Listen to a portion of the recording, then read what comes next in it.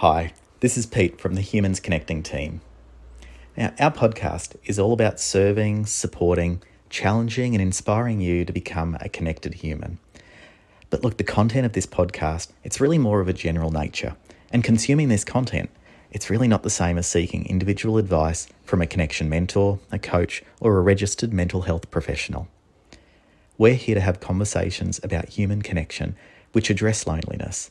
But look, it's much more than that. Here at Humans Connecting, we're on a mission to destigmatise loneliness, and we do this by talking about loneliness openly.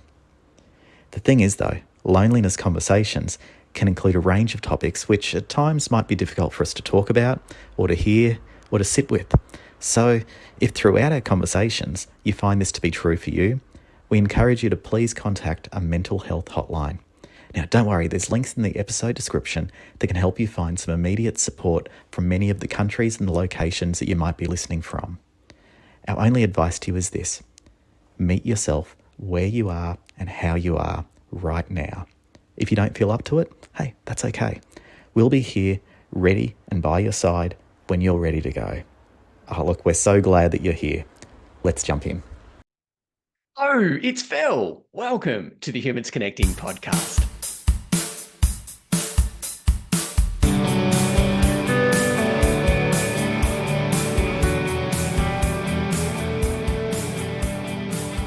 Generally, we want you to thrive in life.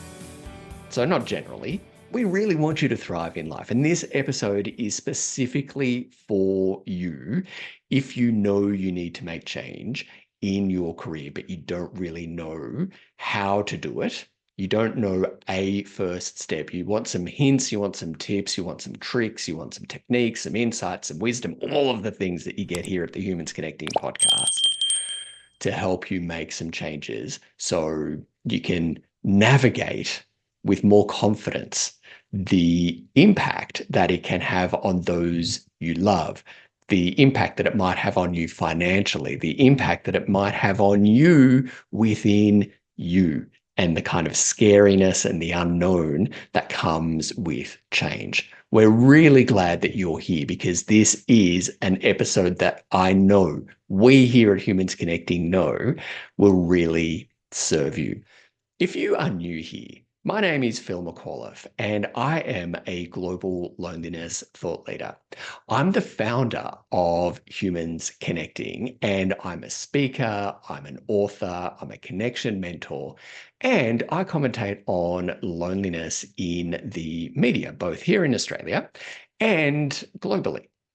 So you might have come to this content, to this episode because, or any kind of episode of the Humans Connecting podcast because you've seen or heard me on the news, in the media, or seen in a magazine or something like that. However you found your way here, I simply want to say that it's awesome that you're here because all our content at Humans Connecting, delivered through our website, humansconnecting.org, is all about destigmatizing loneliness and helping you, whatever you do for a living, however you identify as a human, and wherever you are in the world, helping you get the connection that you need and deserve. And as I said, we just do that through our website, humansconnecting.org. Before I introduce Christine and read her awesome bio, and she joins us for the conversation, I simply want to say on this topic of escaping golden handcuffs, I really understand how it feels, how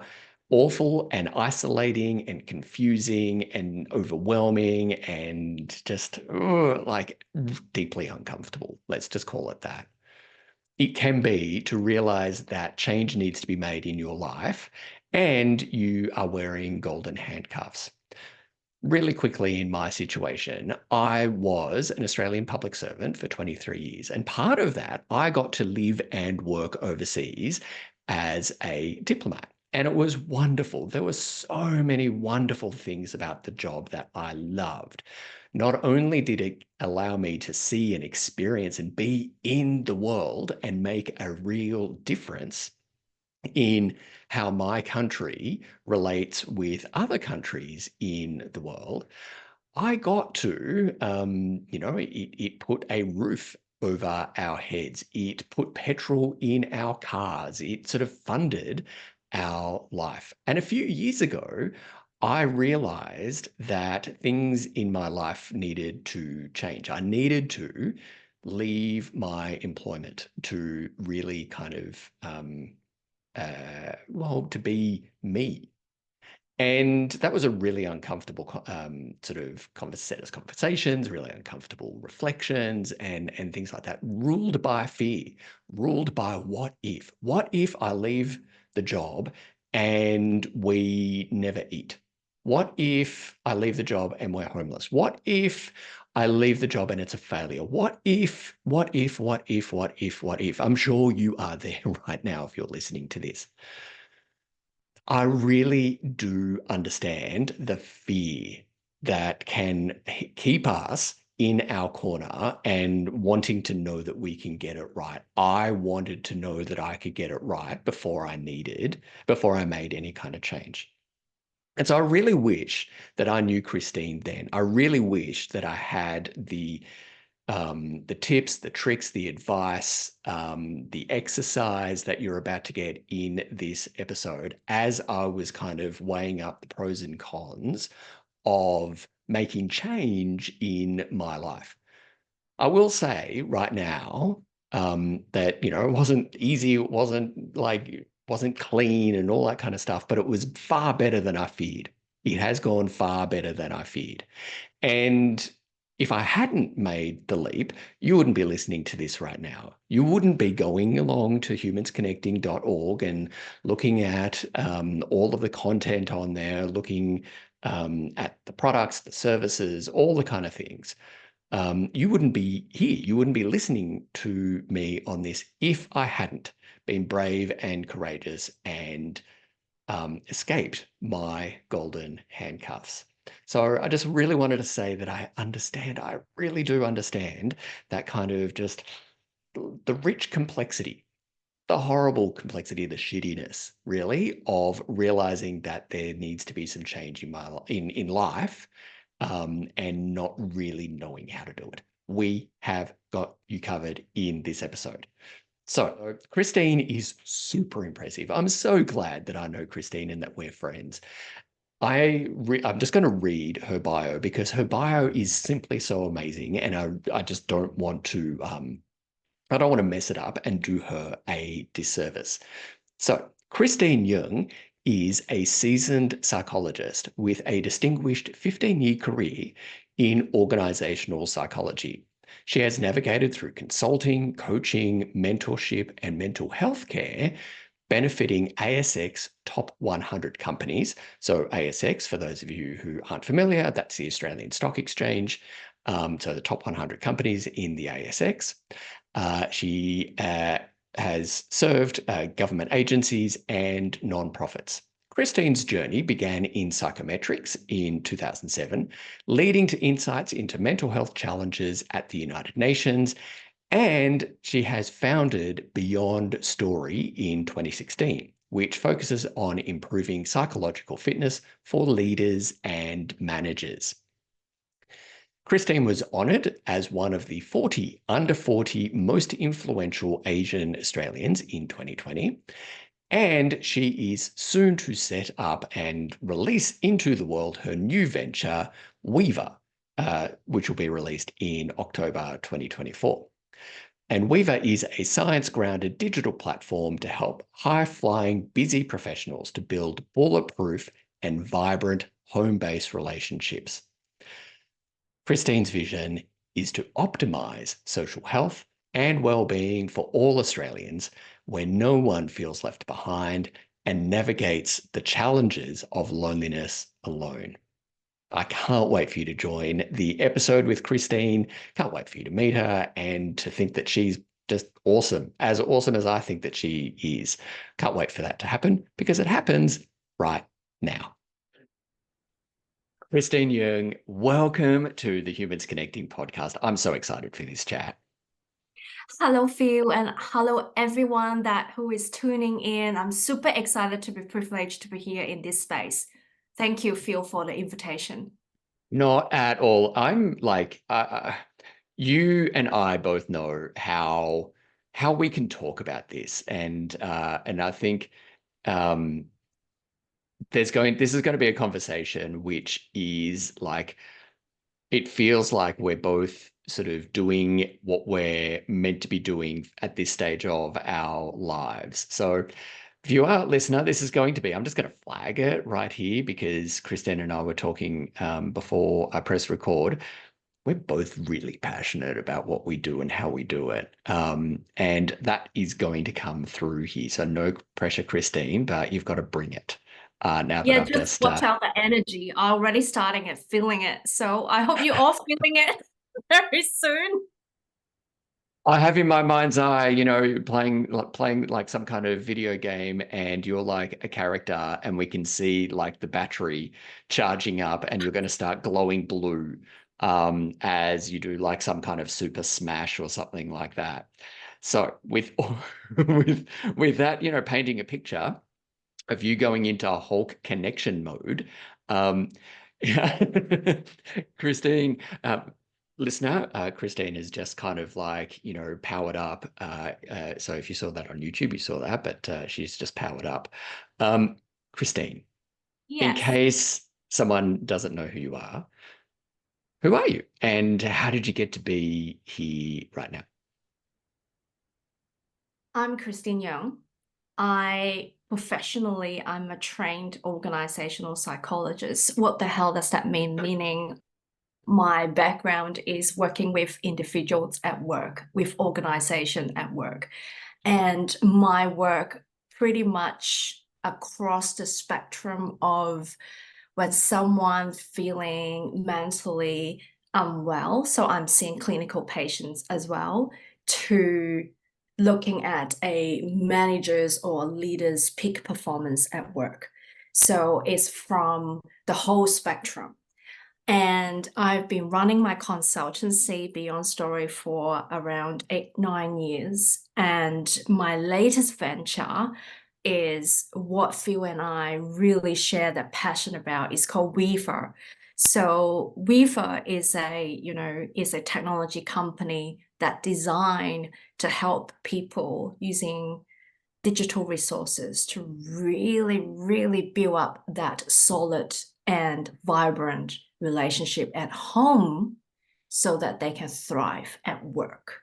So that's what I do. I'm a psychologist at work.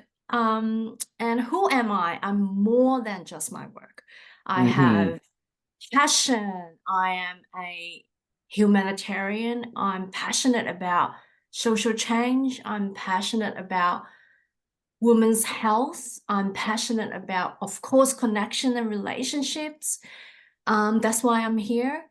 And so much more. Probably you can feel my intensity in my passion. And I'm someone that, since little, I'm quite sensitive with emotions. That's why I do what I do. And hopefully that gives me a level of, I guess, strength in understanding how other human being when they go through very intense emotional work. So that's who I am. I think that's a brilliant introduction. And you got extra points from me for saying I'm more than my work. Because that that can be really that's easy to say, but the feeling that goes with that can be really uncomfortable, can't it? Absolutely. Yeah. Yeah. Yeah. It takes time to cultivate that acknowledgement and realization. Yeah. Yeah. Absolutely. Yeah. Because it's and that's the topic of the conversation really that we'll be talking about today, and the title of the episode is escaping our golden handcuffs.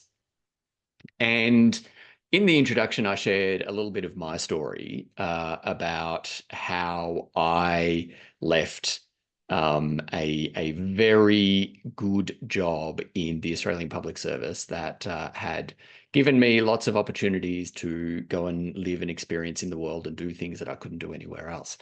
But yeah, the golden handcuffs were extremely tough to escape. Now, beyond sort of my story, I feel that for those of a certain age who are listening and watching, this is something that they've either gone through, they're going through right now, or they're fearing they're going through.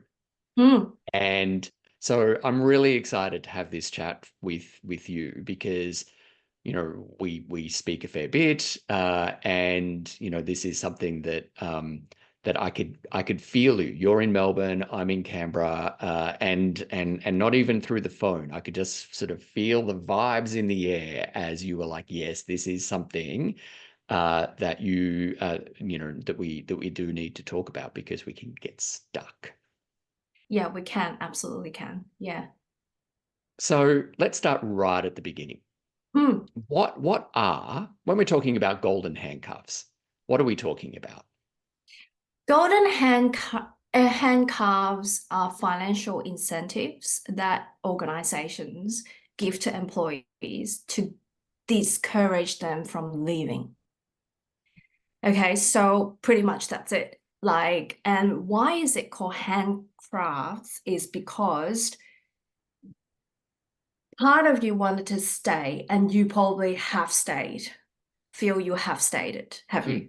Yeah. So because it's kind of like it feels like part of you feels like, oh, I can't leave. It's so hard for me to leave. And is actually that's what the organizations are playing at, is making you feeling hard to leave. The reason being is because normally this is for rewarding employees that have great performance. Yeah. Okay. Or you have skills that is exceptional or irreplaceable in an organization. So that's why it's like they make you special, feel special at least, to say, hey, I really want you to stay. And yeah, and this is essentially is what handcraft is, a golden handcraft. Yeah. And it's that whole thing of like, it can be something that we want to put on ourselves. Mm. Yeah. Or we voluntarily put them Yeah, we both. on, Yeah, or they kind of slip on when we're not looking. yeah, absolutely. And not really paying attention. And so, yeah, it can get to the time where, we might want to make change, I guess. Yeah. Or, where we are is not serving us anymore. And yeah, that we can sort of go to move and we're like, oh, there's these things. I can't make change. I can't do change. I can't change because like I'm kind of cuffed to this desk or to the place that I work in or whatever.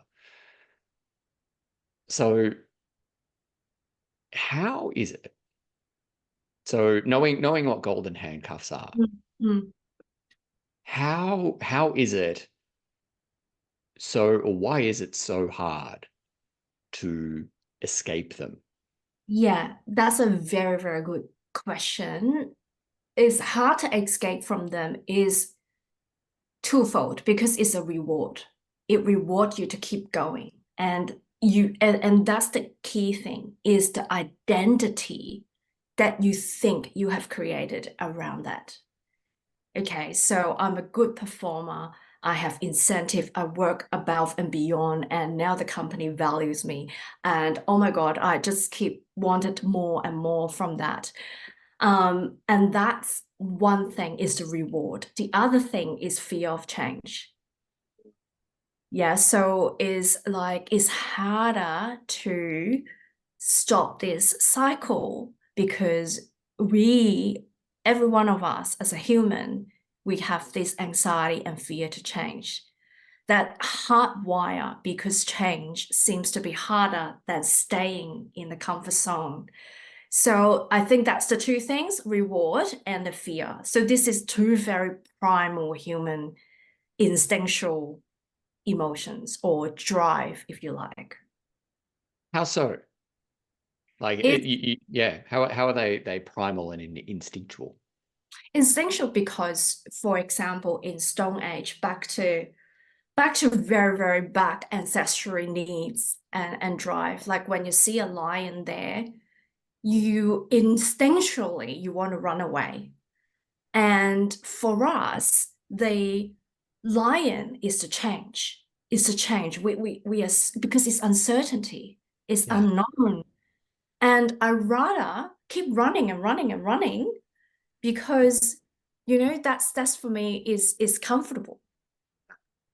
yeah, So we are so scared of change because it's just simply we don't know what will happen. I don't know yeah, what's the consequences. I'll pick something that I know about what I'm dealing with, which is, oh, you pay me more, I just do more work.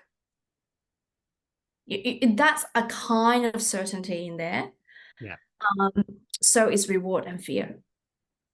I want to delve into like those two parts that you put in the answer and the words particularly that you use there in terms of identity and fear, because I think they're really worthwhile picking apart and they're Yeah. so rich in terms of and meeting you viewer and you listener, where you might be and what brought you here to this episode. And I want to explore that first part Mhm. of identity because in that part of your answer there, Christine, you mentioned identity in what we do. Mhm. And for me, this goes to when we put our identity into what we do as opposed to who we are, we can get ourselves in all sorts of trouble when what we do no longer serves us. Yeah, absolutely. It's really hard because in our society, we don't have the time and space to really reflect on who we are to start with. And you have all the needs, like financial needs, like Yeah, feeding the family, um, we need what? Respect, reputation, achievement, success, all that, right? Like how we define success, I'll get to it. But this is a lot of us since little, that's how we are taught. Oh, success is this and that, and having a good career and really senior position and all those things are brilliant. It's good. But when we lost into it, yeah, that's when it becomes dangerous that we forget who we are, but really focusing on what we do. And a lot of us actually on the same boat because it's so hard to really know and remember who you are when the world is throwing all these expectations, responsibilities on you. Is I get it's no one's fault. It's really is just very hard to navigate, particularly in this day and age. It's so much information because of the technology, and we compare each other like that kind of social comparison is really getting us very stuck on who am I again? yeah, yeah, What why I'm doing this? We've yeah. forgotten about those things. Yeah. For me, Mm. this is such a powerful sort of point of inflection. And I remember being asked when I was seeking support for loneliness. I remember being asked, um, Phil, this is by Mike Campbell, my friend and fellow coach, and he asked me when I was being invited into his program, and he asked me, "So Phil, tell me about yourself." And I gave him the most amazing answer if it was a job interview. I basically said, "Oh, I do this, I've done that, and I'm here, and I'm like responsible for this, and I'm working on that, and there's some, oh, I'm a big deal." And I went on. It's not difficult to imagine how much I went on, but I went on for about sort of 5, 10 minutes. And if Mm. it was a job interview, I would have nailed it. It Now, was amazing. mm, Just smashed it.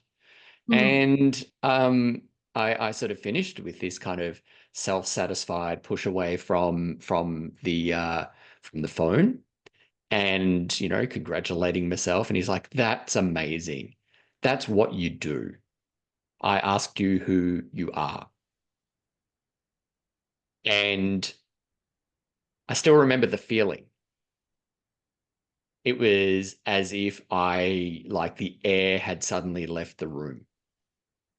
And that was a very tough realization. And a follow-up question was, on your first day, like the Phil, the human walking into the first day in that employer, would they recognize who you are now? mm, What would they think? mm, mm, And those are big, big mm. questions. And under the gaze of someone who really doesn't give you many places to move, and like the answers are uncomfortable. You can't distract, you can't numb. Like, frankly, all the bullshit is stripped bare. Like what is Yeah. there is stripped bare, and you're there. Mm. Do you see things like that frequently?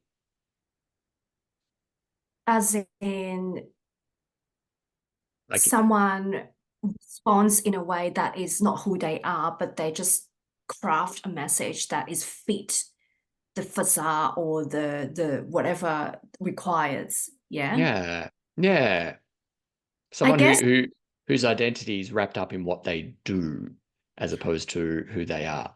yeah. And I think I want to make a very distinct differentiation here. If the person is absolutely conscious about, I love my job, I love responsibility, I love working in complex system, I love all those work long hours, I love it. And I love the financial returns on it. If they say it consciously and they say, this is who I am, I love to be in that position to be able to do that and to receive those financial rewards, and that's absolutely fine. Yeah. But what I've seen, those individuals normally have support mechanism around them because they are conscious. They have mentors, they have friends, they have, crazy hobbies like, going singing karaoke. I'm not talking about me, by the way. It's a few people that going for singing or going for, indoor climbing, like all those activities that they're passionate to release that heavy responsibility. They're often very conscious about it Yep. because they know what is required of them. And they know at times there is a handcraft. And they even time it. They will say, yeah, it's carved. Yep. I'm limited, but I'm happy to stay here for 6 months. Okay. They're very conscious about, I'll stay here for 6 months until I make this level of changes, this kind of work is done, then my legacy is done. I'll stay here. Particularly for very senior leaders and influential people, a few of them, and I have coached, they are very conscious about this. And my job with them is to actually check in with them. How's your diet? How's your Yeah. sleep? All those things. I know I'm in here, Phil, but I think that's very important Yeah. to Yeah. Yeah. know It's a that great point. merged what they do with who they are beautifully. Yep. That's very different, right? From someone that is not conscious, going into this loop, and without knowing, there are things happening around them, the relationships, their health are being compromised. Yeah. Those when they can't feel it's authentic, those when they feel there is a gap of I need to show up differently in my work and at home, and get lost in it, you know. Yeah. And I honestly believe, and actually evidence has shown, that the more authentic you can be, bringing yourself at work or work and who you are, the more overlap that can be, the higher well-being you have. Okay, there are evidence showing that. So And can the I lead, sorry, yeah, I just want to you that go. feels to me like a really important point, and I'm sorry to interrupt what was going to be another fantastic point right there, but I feel that that's really important because I want to um, simply say that what you're talking about there feels to me like when we are in alignment with what we do aligns with who we are, then that can That's be it. really that could be really powerful, and we can feel, I was going to say keenly feel, but we can begin to feel.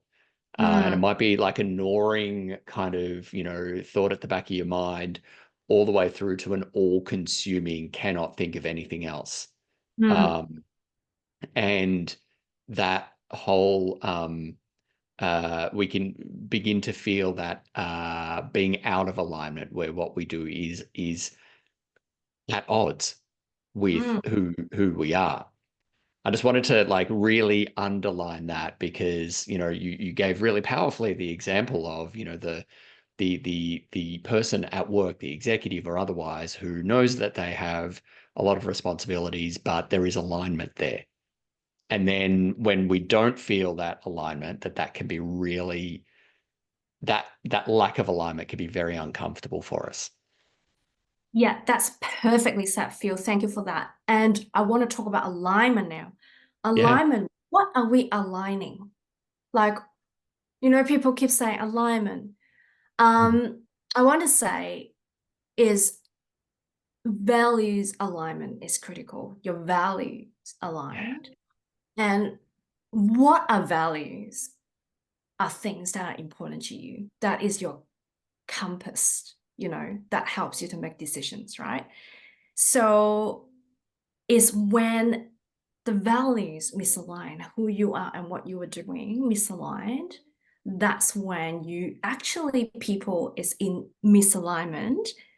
Some part of them know, but they don't, like little voices.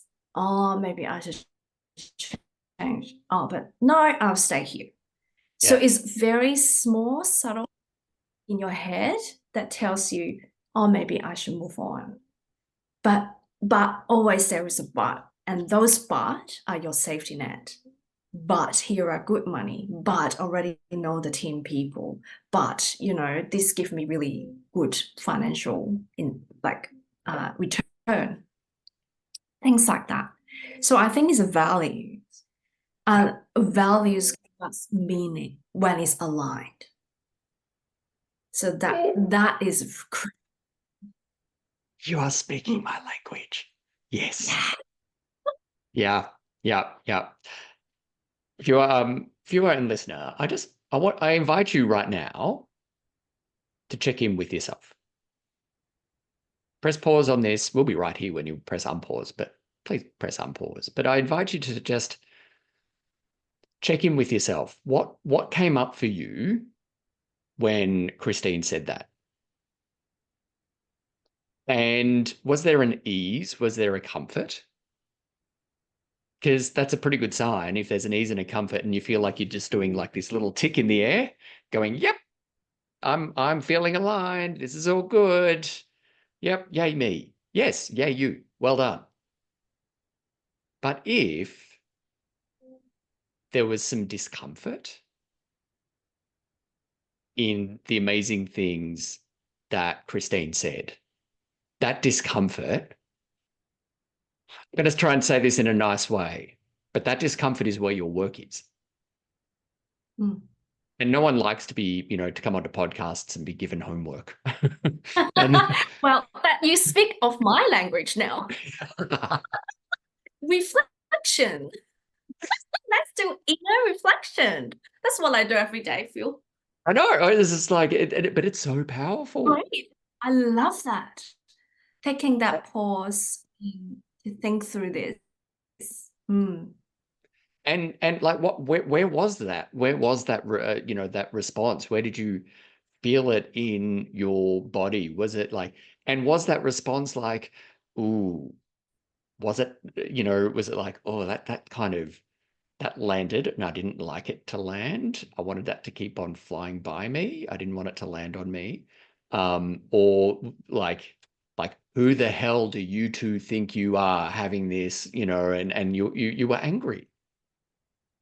And, or did this was it inspiring for you? Did you feel just yep, it's challenging, but oh God, I'm ready to do something about this. I'm feeling this. Your response, like they're the biggest clues. Like your emotional response are fantastic clues. And they're sometimes like the best clues that we give ourselves. That's something that is happening around us is I don't want to use the word triggering, but we have a response. Mm. And that response is telling us something. And sometimes if you don't know your values, that's where your work is.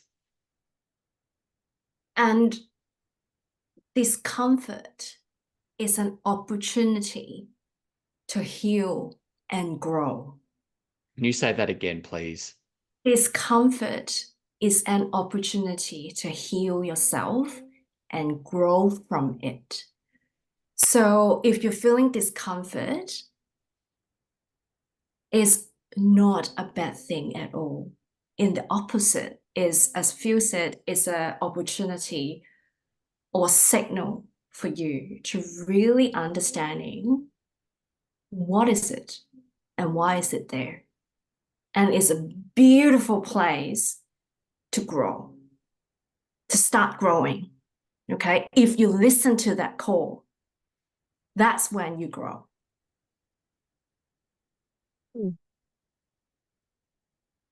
I've Hmm? just I've got chills. I've got goosebumps on top of chills. I've got all sorts of things going on because that is at once inspiring. But let's not kid ourselves. That's really scary. It's scary. And when it comes to, trying to escape those golden handcuffs, Mhm. that feels to me the very, very, very point of why it can feel so scary. And that's where I want to go with this next to pick up on that second point to that answer. Like you said, about identity, and the next is the fear. But, we can be inspired, we can respond to the challenge, we can, go, devise all the plans and speak to all the mentors and the career advisors and look up on the internet and, an app for different jobs and all that kind of stuff. But then there's the time of doing something.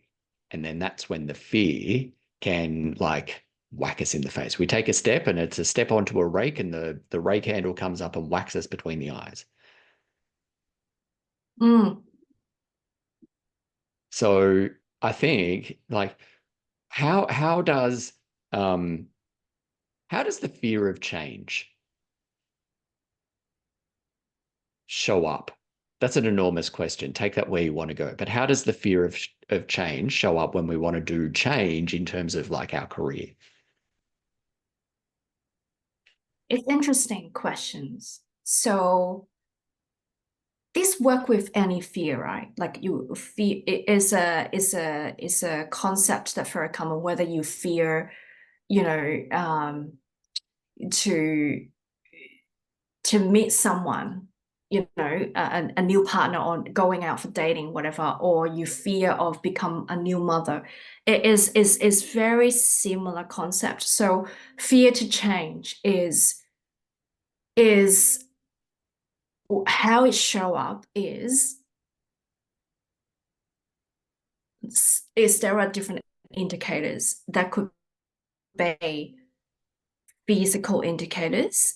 It could be behavioral indicators. For example, behavioral indicators is you actually keep doing what you're doing and doing more. Fear of change. That's an Mm. avoidance strategy. Is like if I hear this noise about, oh, I need to look for a new job. I don't like this job. And then if you're ignoring it, what you do is to keep doing what you do. Yeah. You just keep working more and more and more so that that voice is smaller and smaller and smaller. But it's still there. You still hear it. Um, and the goal is to make it smaller, but it doesn't work. It will only come back louder. We'll talk about it later, that voice. And the other signal is you escape that fear, you project that fear to something else.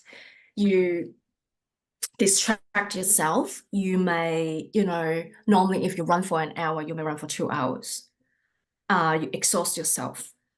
Or you project that unknown anxiety to an interactions with a stranger.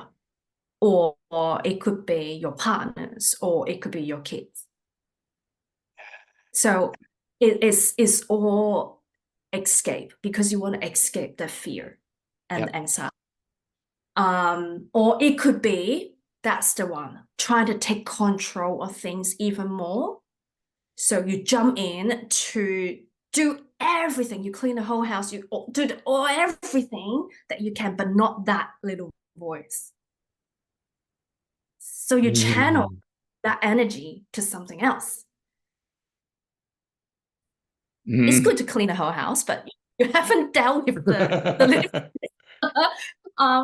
it's still there. It's still coming, but it's very different intention if you say, okay, I need to relax myself by cleaning and let me think through that voice. And that's they're very, very different intention.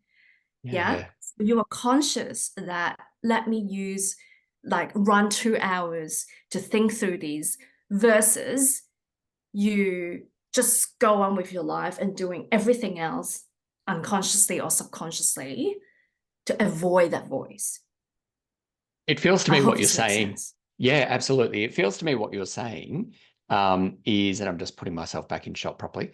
But it feels to me what you're saying there is that there's like, in the response to that fear, there are things that we do that work with that fear in order to like process it and to like listen to it and all that kind of stuff, which, as you were saying, if you've, got the vacuum cleaner in one hand and a mop in the other, and you're like using that activity as a way to disengage your brain in other ways so you can actually start like chewing on Yeah. the thing that you've been Yeah. afraid of, as Yeah. opposed to a vacuum cleaner in one hand and the mop in the other, and you're tying on your running shoes to avoid Yeah. that. So working with, and the other thing is running, essentially running from. Mhm. And viewer and listener, like there's another invitation there to pause. Because I don't know about you and how you just received that amazing wisdom from Christine just now. But for me, me of a few years ago would have been putting a restraining order out on Christine because there was an inappropriate amount of my thoughts and feelings being read from a distance, um, and I did like I was like I trained for a half marathon. And great, Noble, did that and ran it at the DMZ in South Korea, and Oh, it well, was fantastic. What a great experience and stuff. But the training runs were coming at a time when I was really going through some really tough emotional stuff, and I was like, oh, I'll run a couple more Ks. I'll run a couple more Ks. And I realized that, in hindsight, that I was literally running from, as opposed to chewing on. But then, and working with. So did that feel to you, viewer and listener, what Christine said, did that land with you? And if it did land with you, again, it might have landed with you uncomfortably. And you might be feeling right now that you want to be putting a restraining order out on both of us, and pressing pause, or like having a look at trying to find a podcast episode or another video on YouTube that doesn't make you feel so uncomfortable. I'll take it back to something that Christine just said before. The discomfort is an invitation. Discomfort is an invitation to get curious. Yeah, sorry, Christine. So I just want to say, if you are feeling uncomfortable and somehow don't want to listen to us anymore, I wanted to say to you that is absolutely normal, and you are not alone, because I have been there, Phil has been there, and I work with people that have been there. And it's human nature to fear for change. It is our nature. So I also invite you to be very kind and compassionate to yourself, because we are the biggest crazy critics on our own. And crazy meant in a clinical sense, of course. Exactly. Yes. It's like not the clinical sense, but it's in a pop psychology sense. It's because why? It's because even with change, we blame ourselves around, I should have made that change 2 years ago. I failed in making change. I failed. If I did that 2 years ago, I will be in a different place.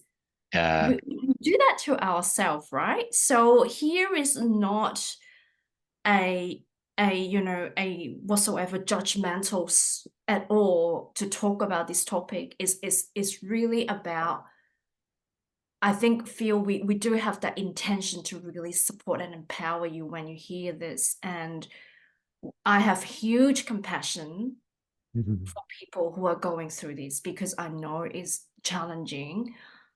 And I know you're probably thinking then the impact to your change to the people around you. And that is the hardest. And I think sorry, I'm taking to another tangent now. So the thing that fear for us to change is about, if I change, what happened to the people around me? What happened to my world? What do people think about me? What do my kids think about me? How do I explain this change to them? Oh, that's very common. How do I justify this? How do I justify this? So is that just keeping us into that? And when we talk about change, I know we'll talk about it strategically. You do need to have conversation with all those people that care for you, not to justify it, but to discuss it. Yeah. To get support from them, or to think through with them the change plan. But I'll stop there, Phil. I just talked too much now. No. I'm totally, pardon me, I'm so overcome with, like, my brain is going far faster than my mouth can keep up here. My brain and my heart, like, you're speaking to both at the same time. But I just want to take this opportunity to pause for a quick break, and we'll be back in a moment, because I want to explore something further with Christine. Have you ever been with someone, perhaps it's been with your partner, or maybe while you're at work or out with a group of friends, and despite having people around you, you just feel disconnected? And this is an incredibly common experience, one that I've certainly had many times. And when these things happen, we often don't really know what to do about it. Or worse, we think there might be something wrong with us for having that experience in the first place. Hi, this is Pete from the Humans Connecting team. And if you've experienced what I'm talking about, then you might find our Connection Starter course really helpful. See, these feelings, they're all just expressions of loneliness. And before I did the course, I didn't even realise I was lonely. And I certainly didn't see these feelings as an invitation to discover how I could become more connected to myself, more connected to my people, and more connected to the things that I'm most passionate about in my life. Now, the course itself, it's made up of a series of self-led videos, a comprehensive workbook, and a handful of external resources, all lovingly led and supported by Phil and the team here at Humans Connecting. By the end of it, you'll have your very own personalised connection plan that is specifically tailored to you and your unique connection needs. Look, it's made a huge impact on my life. So if you're curious about improving the connections in yours, jump over to humansconnecting.org and under the products menu, click on the Connection Starter course because you are absolutely worthy of it. Okay, welcome back. With Christine, you just really opened up an awesome avenue there for conversation, and essentially it comes down to that really powerful question. For me, at least, it comes down to that powerful question: what will people think? And I've said this a couple of times in different formats and things, and in workplaces. What will people think is the question that is asked that kills more creative projects than it's devastatingly effective at killing creative projects even before they've had an opportunity to leave the mouth of the person creating them. And what will people think keeps us in change, because our listener, our viewer, I mean, people come from all walks of life in all around the world. But to the listener and the viewer who is perhaps entering middle age and has been in their job for 15 years or a bit more, and, there's plenty that they like, might be less that they like, might be like they may have loved the job and all of the things, and, all the things that, that the golden handcuffs have slipped on. But when we go to do change, people will notice. Mm. And so we often go to do change quietly, and in a way that, doesn't create ripples, doesn't rock boats, doesn't inconvenience others. And here's a word that I hear all the time in the work that we do here at Humans Connecting: I don't want to be a burden. Mm. And it all points, at least to me, to be speaking to the fear behind the what will people think. Mm. And we can catastrophize. It's like it can be a very short trip from changing job to, I don't know, living in a car Mm. or living under a bridge. And in reality, it can be. Mm. But in many instances, it's not. But it can be that fear, particularly with how will my decisions affect others,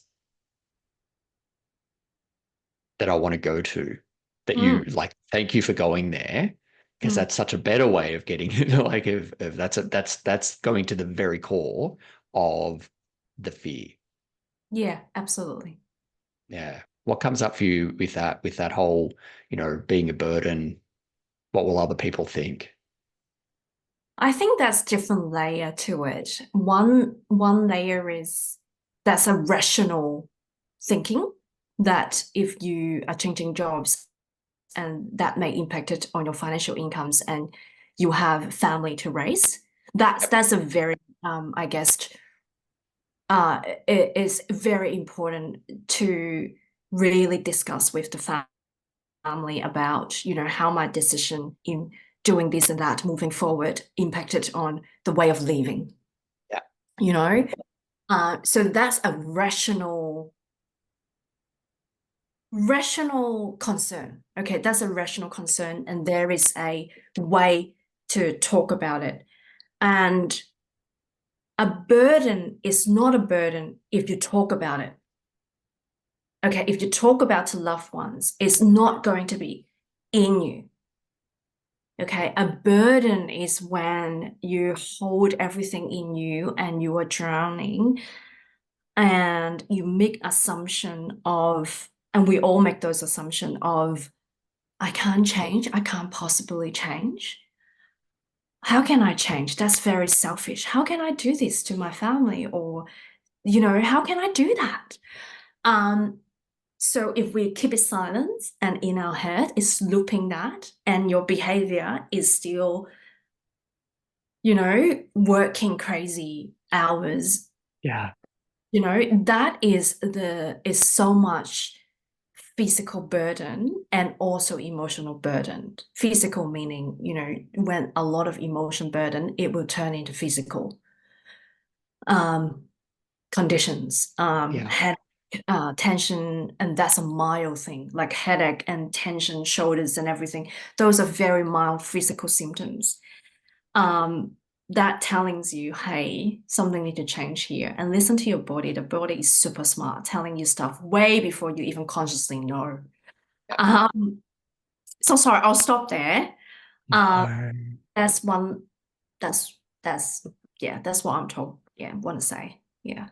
Because it is, yeah, yeah, it is really hard, and this goes to I think episode 14, um, which is about the number one connection killer. So, like, viewer, listener, if you've not listened to that or watched that, it's called the number one connection killer, and it is all about busyness.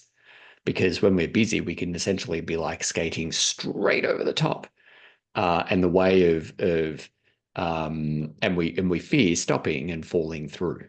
Mm, And with this, like the whole burden thing can come at a point, and I'm speaking personally here, can come at a point where we're close to exhaustion, where we know that we haven't.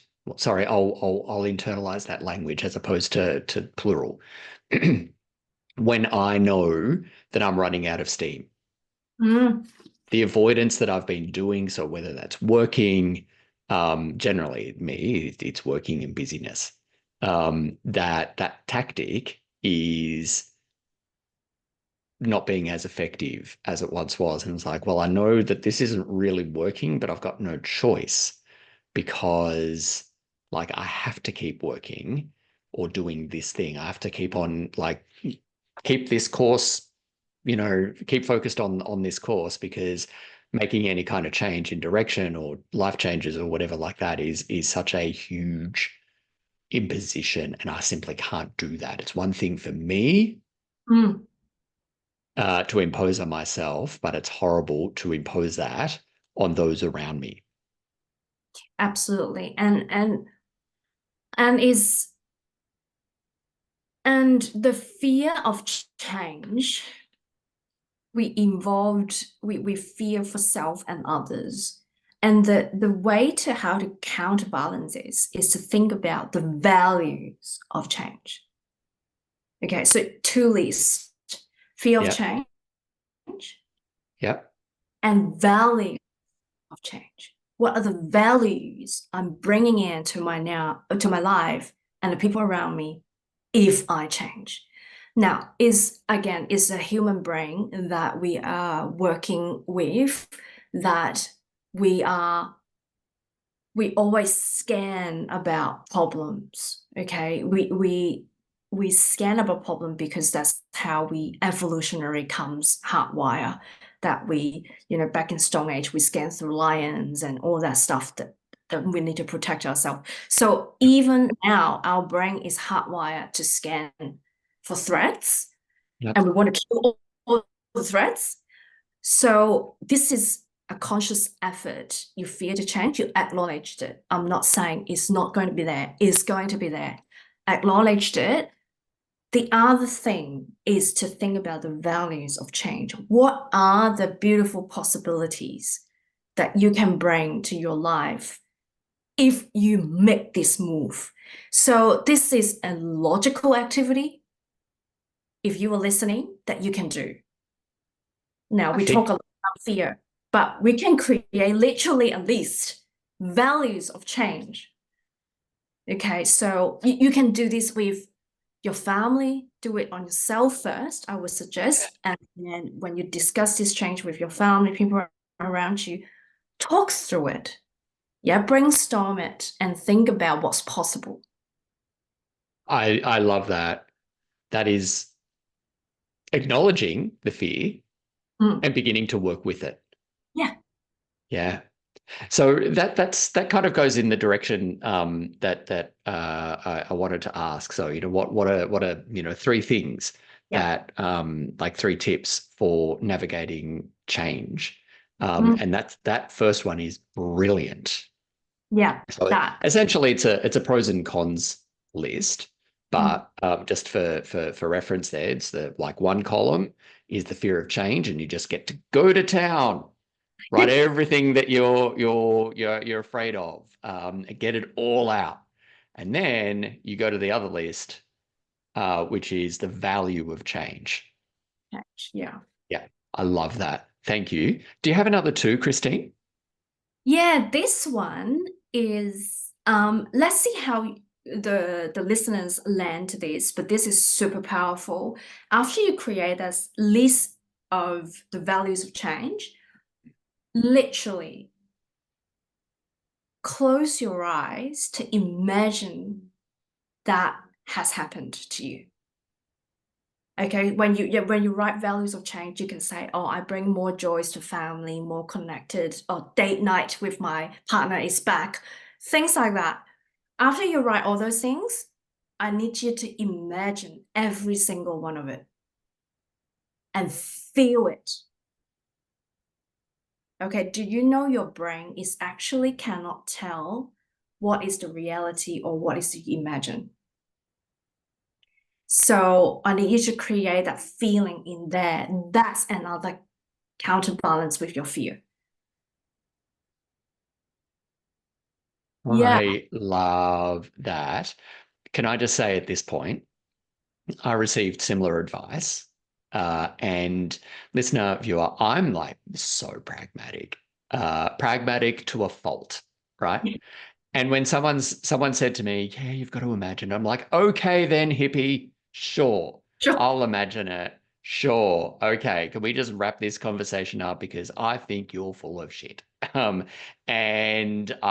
whatever. I had that response because I was scared. I know that. And I have to say, it works. It works. And, call it manifesting, call it whatever you want. There's lots of different ways of doing this, but the power of sitting still, if you're in doing mode, when I'm in doing mode and I'm in, getting shit done mode and I'm busy, busy, busy, busy, the last thing that I want to do is to sit for 15 minutes and like imagine the future. Almost every time that I do it, I'm like, I feel so much better for having done it. And allowing myself to, rather than running in the area of fear and lack, that this runs in the area of like potential and possibility, and allowing myself to imagine it and feel it. Yeah. So why this is important, and it's actually this is not woo-woo stuff, this is I science know. proven. Looked at all the meditation and visualizing activities, that is all science there. And why we need to do it is there's no different. We all remember our birthday, I assume. Yep. Okay. So I assume if you are someone that will kind of do little celebration every year, whether it's small or even just go out for dinner, like casual dumplings, whatever, it doesn't need to be high end. you do have tiny bit in you looking forward to that day. That is the feeling that we want to create when you think about the change. Is about it's not happened yet, but it may happen if you work towards it and it's there. So it's created tiny excitement in you that okay, it will happen. Does that make sense? Is more that feeling of changing your mind from being all that threatened and alert to ah, that feels good, that feels exciting. Yeah. And you don't think about it then. You just keep working at it. Be very practical about it. Just like your birthday. You don't think about, oh my God, I still have, 6 months to my birthday and have this dumpling dinner. You don't think about it. But I'm sure when you click and think about your birthday, there is something that exciting about it. Yeah, that little kind of spark within. It's like, Yeah, that's yeah, it. yeah, yeah. Yeah. Pay attention to the spark. Brilliant. Do you have a third? I'm just keeping in mind the time, but do you have a third? The third is super practical. Uh, talk to the people who have done this before.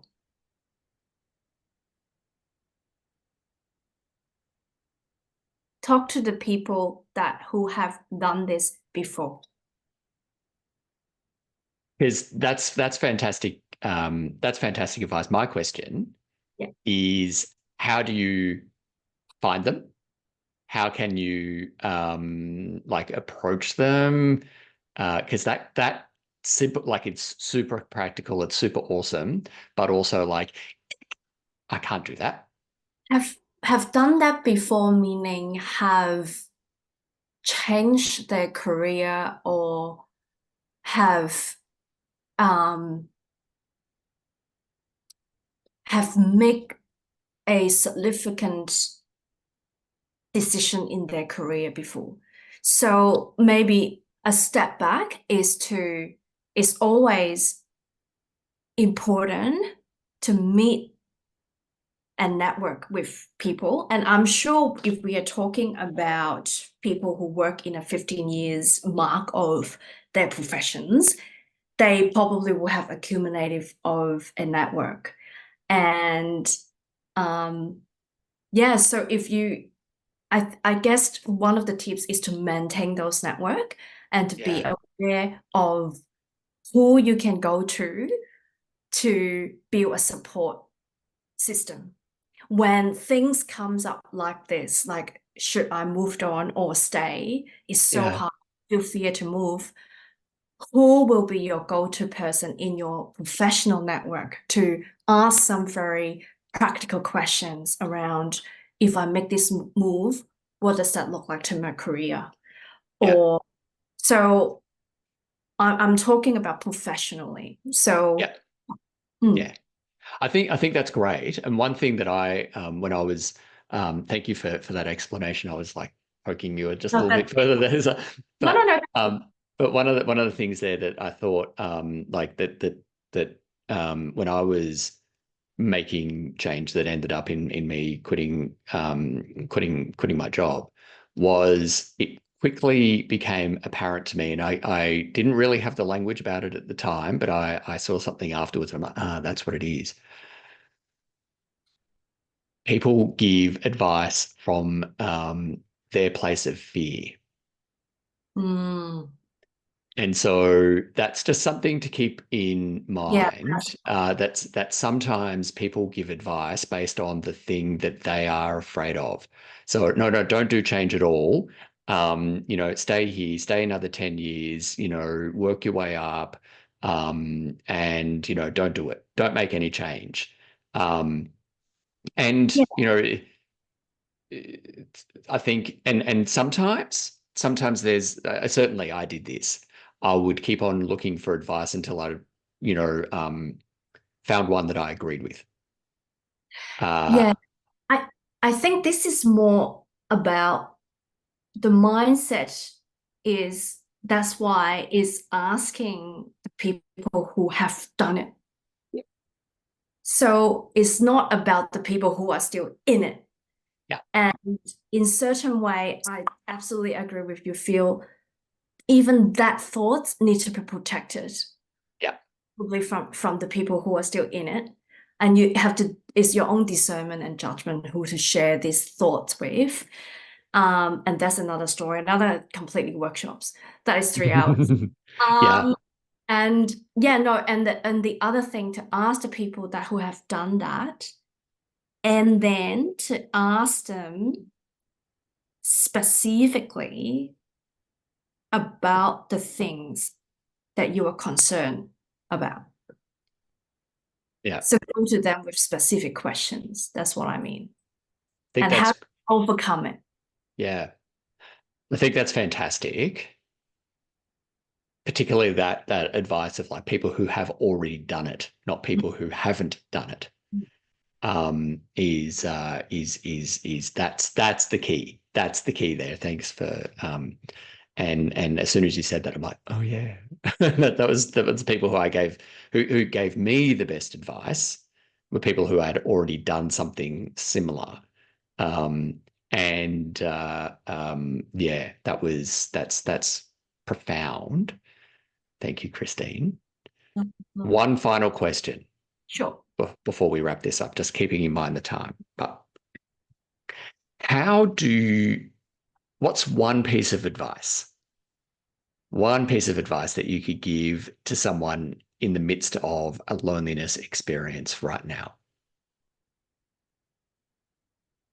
So any courses, it doesn't just like One piece of advice to someone who pressed play on this and they're like, I'm feeling lonely, I'm feeling trapped, I'm feeling all of this kind of stuff. I've, scared of making change. What's one piece of advice that you could give them right now?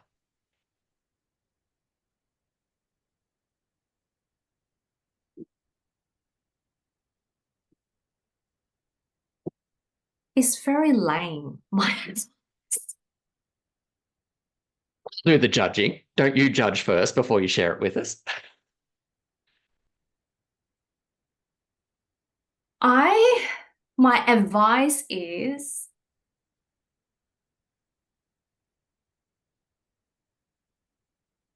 I have feel okay, so let's see what comes out from my mouth. Okay. So I want to say all that see loneliness. I'm not undermining anyone's feeling, but I'm saying if you are feeling lonely right now, listen to is what it is that really telling you. If loneliness can speak to you right now, if it's like an imaginary emotions, what is it that loneliness is telling you right now? Is there a core telling you that you have outgrown certain things, people, circumstances? What is it telling you? And listen to it. And I know that a lot of feeling comes to it when you listen to it. The loneliness is a signal that meaning you desire for more, and it's nothing wrong that you desire for more. And that include you may need to make some changes. That's what I want to say.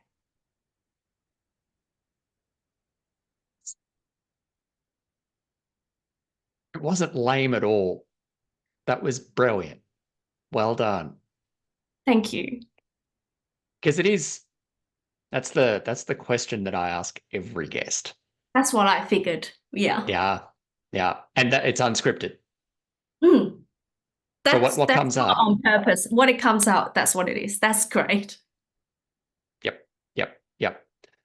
So Christine Yeung, I will be putting on or I will be putting I'll be just keeping in mind the time. I will be putting all the ways that people can connect with you and on LinkedIn, and I'll be putting the Weaver, like the website for Weaver. But is there like a 30-second promo of Weaver that you wanna sort of say before you have to jump off?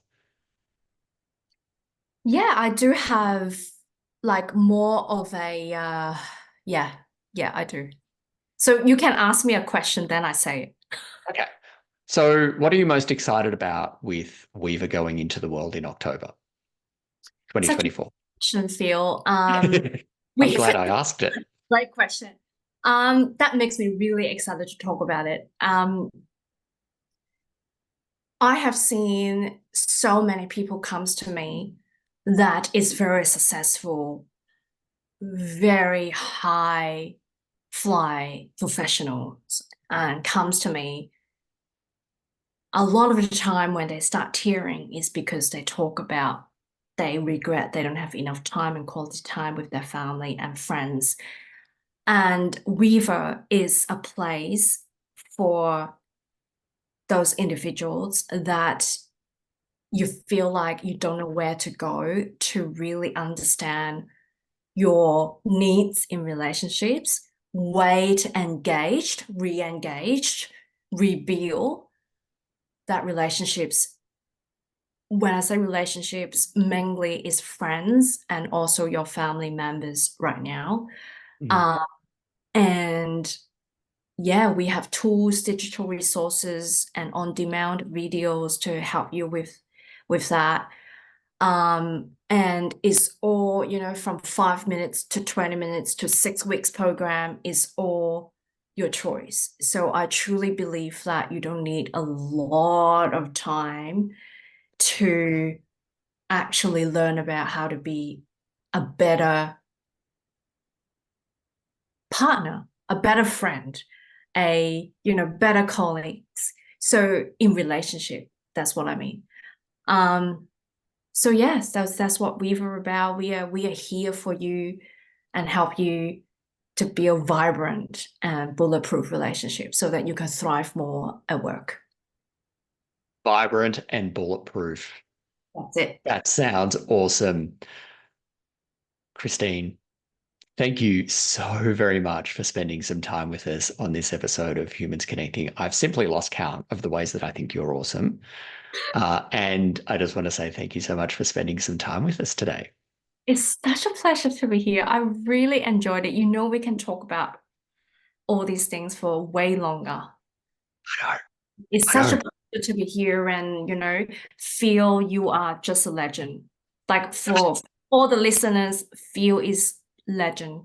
So really enjoyed every minute spending time with you. And thank you for tuning in. Yeah, thank you so much, viewer, listener. I'll wrap up just after the music, but Christine, thank you so very much. I can't wait to have you back. How you going? How do you feel after that conversation? Do you feel supported? Do you feel inspired to make some change? Do you feel like you've got a great tool there to that Christine gave you in terms of the list? Um,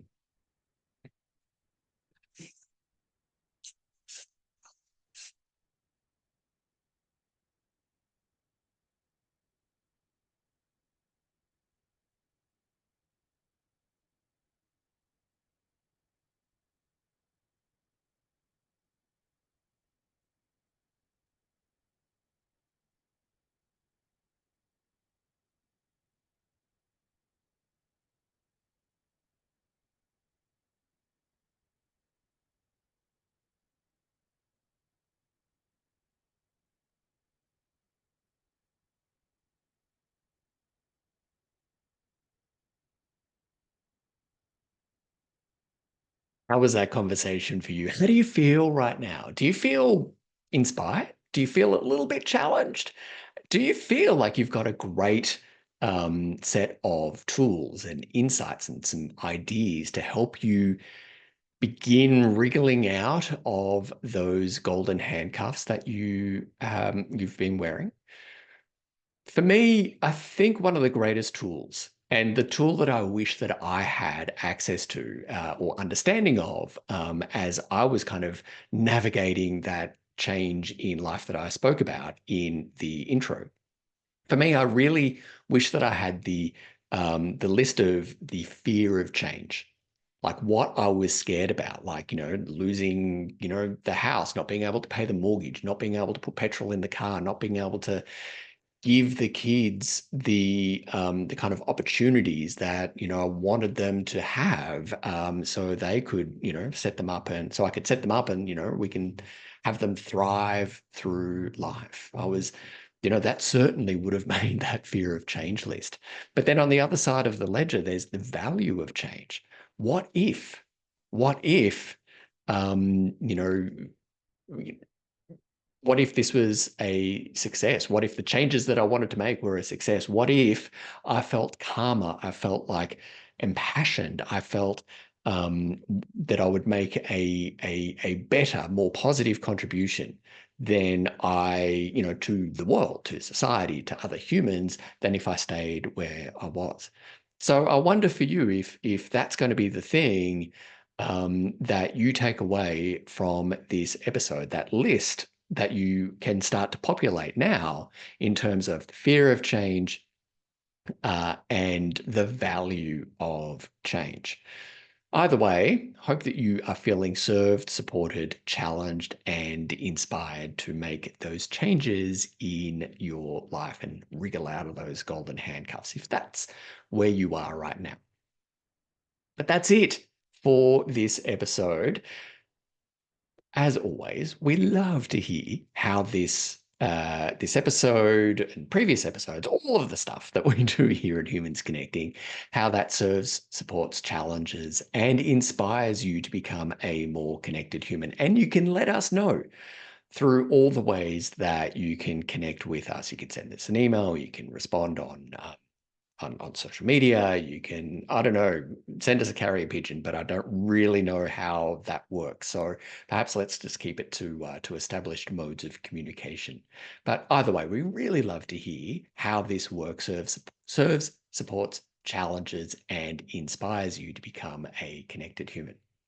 And a reminder, here at Humans Connecting, we are a social enterprise that is absolutely committed to helping humans feel less lonely and more connected.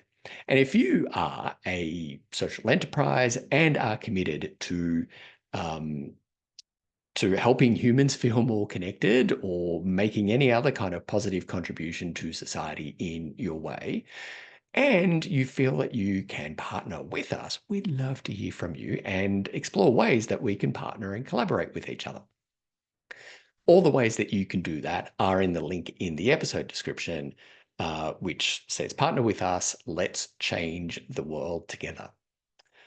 That is it for this episode. As always, we're just so glad that you chose to spend some time with us.